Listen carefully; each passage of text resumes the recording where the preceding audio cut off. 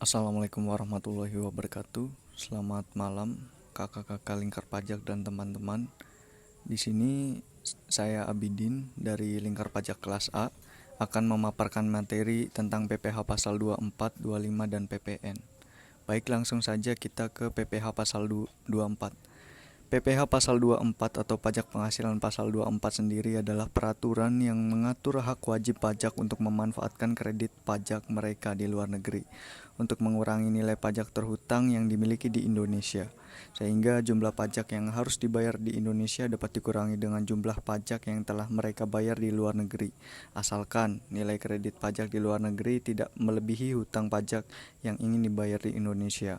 Pemanfaatan kredit pajak di luar negeri ini dimaksudkan agar wajib pajak tidak terkena pajak ganda. Dan materi berikutnya yaitu perhitungan kredit pajak luar negeri atau PPh pasal 24. Di sini ada kasus PT Sinar Gemilang di Semarang memperoleh penghasilan neto dalam tahun 2014 sebagai berikut. Yang pertama, penghasilan dalam negeri 400 juta. Kemudian ada penghasilan dari luar negeri, tepatnya dari negara Vietnam, yaitu 200 juta. Di sini dikenai tarif pajak 20%. Dan pertanyaannya, hitunglah PPh pasal 24 atau kredit pajak luar negeri dari PT Sinar Gemilang tahun 2014 ini. Dan perhitungan PPh pasal 24 adalah sebagai berikut. Yang pertama ada menghitung penghasilan kena pajak. Baik, di sini ada penghasilan dalam negeri 400 juta, sama kayak di soal tadi. Kemudian ada penghasilan luar negeri, tepatnya dari negara Vietnam 200 juta. Apabila dijumlahkan, jumlah penghasilan netonya 600 juta. Kemudian yang kedua, kita menghitung total PPh terhutang, di mana pajak terhutangnya 25% dikalikan dengan jumlah penghasilan neto 600 juta, sama dengan 150 juta. Yang ketiga, kita menghitung PPh maksimum yang didapat, yang dikreditkan. Kemudian rumusnya penghasilan luar negeri dibagi total penghasilan dikalikan total PPh terhutang. Penghasilan luar negerinya tadi yang dari Vietnam 200 juta ditambahkan yang di dalam negeri 600 juta. Kemudian PPh terhutangnya sudah kita cari tadi 150 juta, sama dengan 49.999.999 ini kalau dibulatkan sama dengan 50 juta. Mohon maaf, banyak suara ganggu ya, motor. Yang keempat, menghitung PPh yang terhutang atau dipotong di luar negeri. Nah, karena PPh yang dipotong di luar negeri itu 20% dan penghasilannya 200, maka 200 juta dikali 20% sama dengan 40 juta. Dari perhitungan di atas, kredit pajak luar negeri yang diperoleh adalah sebesar 40 juta atau sebesar PPh yang terhutang atau dibayar di luar negeri. Jumlah ini diperoleh dengan membandingkan penghasilan PPh maksimum yang boleh dikreditkan dengan PPh yang terhutang atau dibayar di luar negeri. Kemudian pilih jumlah yang terendah. Baik, materi selanjutnya adalah PPh pasal 25. Pajak penghasilan pasal 25 atau PPh 25 ini memuat tentang aturan tentang bagaimana wajib pajak mengangsur kewajiban pajak di muka, sehingga wajib pajak tidak mempunyai beban utang pajak yang besar yang harus dibayar ketika batas waktu penyampaian surat pemberitahuan tahunan pajak penghasilan. Jumlah pajak penghasilan, di sini ada Contoh soal lagi sama kayak tadi. Jumlah pajak penghasilan Tuan Purnama yang terhutang sesuai dengan SPT tahunan PPh 2014 sebesar 50 juta.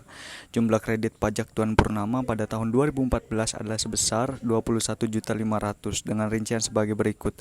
PPh pasal 21 10 juta, PPh pasal 22 5 juta, PPh pasal 23 3 juta, PPh pasal 24 3 juta.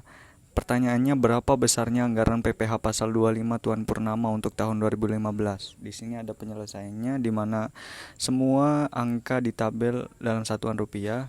PPh terhutang tahun 2014 sama dengan 50 juta.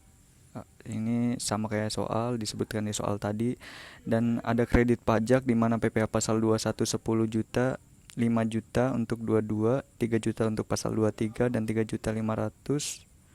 Mohon maaf, ini ada kesalahan di PPh pasal 24 yang aslinya itu 3 juta ya. Di sini salah pencatatan sepertinya. Dan jumlah kredit pajaknya dari kredit pajak itu total 21.500.000, dan dari 50 juta itu kita kurangi 21.500.000, dan dasar perhitungan PPh pasal 25 tahun 2015 adalah 28.500.000. Mungkin ada yang salah ya, karena 3.500.000 ini belum saya perbaiki, mohon maaf. Tapi intinya saya tahu teman-teman sudah paham lah. Dan besarnya PPh pasal 25 per bulan sama dengan 28.500.000 dibagi 12 untuk mengetahui jumlah per bulannya sama dengan 2.375.000 per bulan. Jadi Tuan Purnama harus membayar sendiri angsuran PPh pasal 25 setiap bulan pada tahun 2015 mulai masa Maret sebesar Rp2.375.000.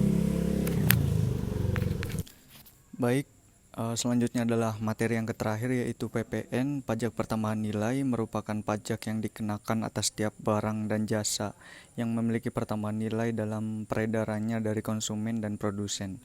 PPN disebut juga Value Added Tax or VAT atau Goods and Service Tax or GST. Ini sama kayak tadi, kita lebih fokus ke perhitungannya ya. Mungkin teori-teori teman-teman sudah lebih paham gitu. Di sini ada Eka merupakan PKP yang menjual BKP pada PT Indah dengan harga 20 juta. Maka PPN terutang yang perlu disetorkan adalah PPN terutang sendiri 10% ya dari jumlah BKP nominal.